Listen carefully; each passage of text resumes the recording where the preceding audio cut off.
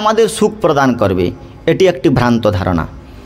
কেন কি বিষয়ের ধর্ম সুখ প্রদান করা নয়। বিষয় যদি সুখ প্রদান করত, বৈজ্ঞানিক দৃষ্টান্ত দিচ্ছি আমি আপনাদের, দেখুন, বিষয় যদি সুখ প্রদান করত তাহলে উট কাঁটা চিবালে সুখী হয়, তাহলে উটের সুখের বিষয়টা কি কাঁটা? উট কাঁটা চিবালে সুখী হয়, উটের সুখের বিষয় কাঁটা। কাঁটার ধর্ম যদি সুখ প্রদান করা হতো, বিষয়ের ধর্ম যদি সুখ প্রদান করা হতো, তাহলে মানুষ কাঁটা চিবালে সুখী হতো, কিন্তু মানুষ কাঁটা চিবালে সুখী হয় না। তার মানে বিষয়ের ধর্মটা সুখ প্রদান করা নয়, বিষয় আমাদের সুখ প্রদান করতে পারে না। এই জগতে আমরা মনে করছি প্রকৃতি সংসর্গে, পুরুষ মনে করছে প্রকৃতি সংসর্গের দ্বারা আমি সুখী হব, প্রকৃতি মনে করছে পুরুষের সংসর্গের দ্বারা আমি সুখী হব। যত প্রকার সুখের অনুভূতি রয়েছে সবগুলো কেবল বিষয় মহত্ব বুদ্ধির কারণে, বিষয় বস্তুত পক্ষে সুখ দান করে না। হাড়টা শ্মশানে পড়ে আছে, শুকিয়ে কাঠ হয়ে গেছে, রসকস এক ফোঁটাও নাই, কুকুর সেইটা চিবিয়ে তার নিজের মাড়ি ছেড়ে যাচ্ছে, সেখান থেকে রক্ত পড়ছে, মনে করছে হাড়ে রস রয়েছে, বস্তুত পক্ষে হাড়ে রস নাই। মহত্ব বুদ্ধিটাই কারণ। গুরু মহারাজ দৃষ্টান্ত দিন, একজন বুড়ি তার নাতিকে নিয়ে পাঠ শুনতে এসেছে, আর নাতি মাঝে মাঝে বুড়ির গালে চুমু দিচ্ছে, বুড়ির কি আনন্দের সীমা নাই। আর ওই নাতি সেই বুড়ির গালে চুমু দিতে দিতে পাশের বুড়ির গালে চুমু দিয়ে দিচ্ছে। পাশের বুড়ি তখন বলছে, এই তোর নাতিকে ঠিক কর, আমার গালে এঁঠো লাগিয়ে দিয়েছে। তাহলে চুমুটা যদি আনন্দের কারণ হতো তাহলে পাশের বুড়িটাও আনন্দ পেত, কিন্তু পাশের বুড়ি কি বলছে, তোর নাতিকে ঠিক কর, আমার গালে এঁঠো লাগিয়ে দিয়েছে। তাহলে চুমুর মধ্যে সুখ নাই, আনন্দ নাই। ও মহত্ব বুদ্ধি করেছে, আমার নাতি, মমতার আনন্দের কারণ, আমার নাতিও আমাকে চুমু দিচ্ছে, ওই যে মহত্ব বুদ্ধি ওর সুখের কারণ, বস্তুত পক্ষে বিষয়ে সুখ নাই। আর একটা দৃষ্টান্ত দেখুন, আপনি গৃহপ্রবেশ করলেন, খুব ধুমধাম করে ঘর বানালেন, আর লোকজনকে ডেকে গৃহপ্রবেশের অনুষ্ঠান করলেন, আত্মীয় পরিবারকে নিয়ে খুব আনন্দের মধ্যে, আমার ঘর ছিল না, গৃহপ্রবেশ করলেন।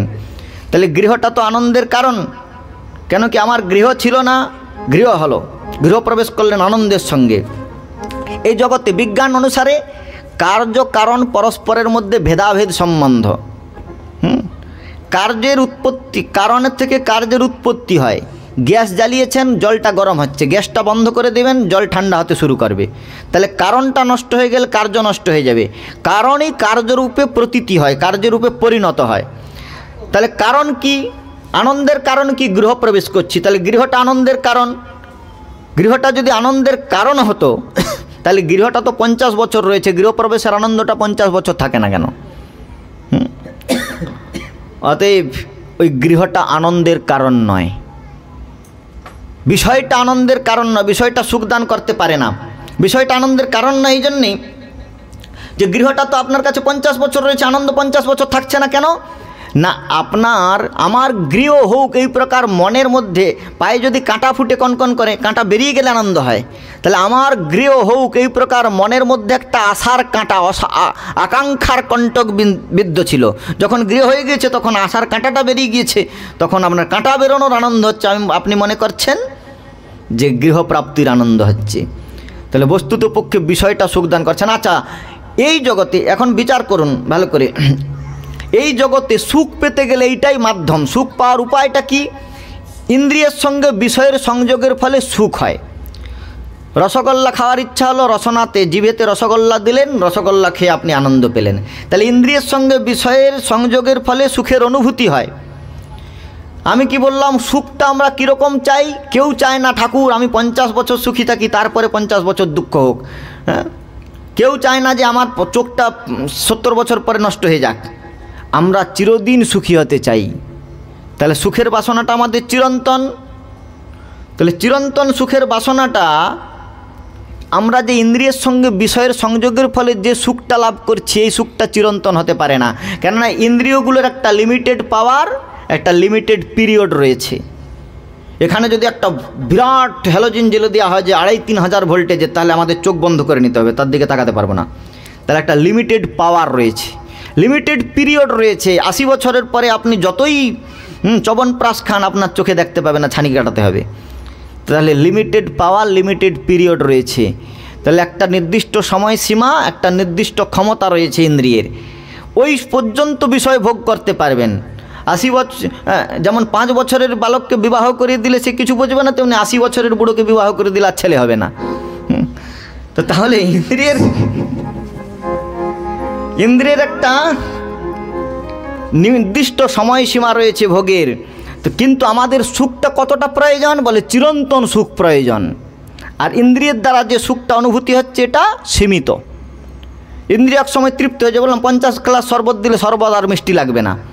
তাহলে এই ইন্দ্রিয়ের দ্বারা যে সুখটা অনুভূতি হচ্ছে এটা সামান্য অল্প সময়ের জন্য এর সুখের অনুভূতি হচ্ছে মাত্র, কিন্তু এটা আমাদের নিত্য সুখ দিতে পারছে না। তাহলে জাগ্রত অবস্থায় যে সুখটা, এবার দেখুন জাগ্রত অবস্থায় ভগবানই প্রয়োজন, তার প্রমাণটা কি আমি আপনাদের দার্শনিকভাবে প্রমাণ করে দিচ্ছি।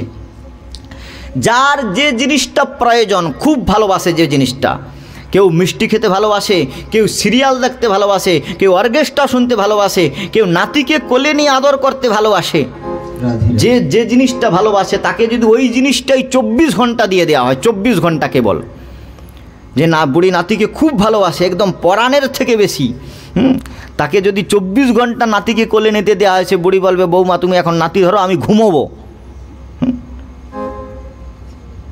আচ্ছা, সব থেকে ভালো কথা যে মুখমণ্ডলটা আমরা প্রত্যেকেই অত যত্নের সঙ্গে কত প্রকার ফেসিয়াল টাল দিয়ে, কত প্রকার ক্রিম দিয়ে এত যত্ন করি, সারাদিনে আয়নায় অন্তত 40 বার দেখি যে মুখ, সেটাকে পর্যন্ত ভুলে গিয়ে আমাদের একবার ঘুমোতে হবে, 24 ঘন্টার মধ্যে একবার। ঘুমের সময় ওই স্মৃতিটা, নিজের মুখের ছবিটাও ঘুমের সময় মনে রাখা যাবে না। তাহলে এই যে বিষয়, যতগুলি বিষয়কে আমরা এর দ্বারা ভালো করে বুঝুন বিচারটা, এই যে বিষয়গুলোকে আমরা ভোগ্য বস্তু মনে করে সুখ পাওয়ার চেষ্টা করছি, এই ভোগ্য বস্তুগুলো আমাদের 24 ঘন্টাও সুখী করতে পারছে না। 24 ঘন্টার মধ্যেও আমাদের এগুলোকে ভুলে যেতে হবে। এগুলোকে মনে রাখলে আমি ঘুমোতে পারবো না, আর না ঘুমোলে কদিন পরে পাগল হয়ে যাব। অতএব এই বিষয়গুলি আমাদের প্রয়োজন নয়। এক সময় আপনি 24 ঘন্টার মধ্যে একবার বলবেন এগুলো সরিয়ে নাও, আমি এখন ঘুমোবো, তাহলে এগুলো আমাদের জীবনের প্রয়োজন নয়।